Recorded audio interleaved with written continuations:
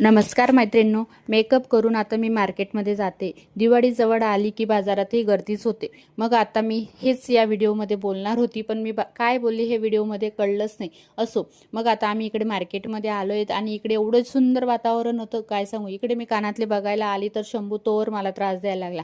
शंभूला गाडीचं एवढं वेळ आहे की काय सांगू। शंभूने गाडीचं स्टॉल कुठे लागलंय हे देखील त्याने पाहून घेतलं आणि मला तिकडे ओढत घेऊन गेला।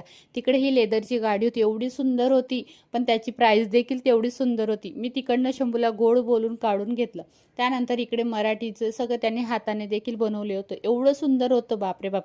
आपल्या घरासाठी डेकोरेशनला भरपूर काही उपयोगी पडेल अशा वस्तू तिकडे होत्या। इकडे मी आता दिवाळीसाठी डेकोरेशनसाठी हे बघितलं, पण त्या दीदीने प्राइस काही कमीच केली नाही। त्यानंतर इकडे आली, ह्या बॅग एवढ्या सुंदर होत्या आणि ह्या सगळ्या बॅग त्यांनी हाताने शिवल्या होत्या, एवढ्या छान होत्या, पण त्याची प्राइस देखील छान होती। पण म्हणून मी एकही वस्तू न घेता घरी रिटर्न आली। पण मी एक अनुभव घेतला की एवढ्या छान वस्तू आहेत की आपण ह्या घरी बनवू शकतो। Take care friends, bye.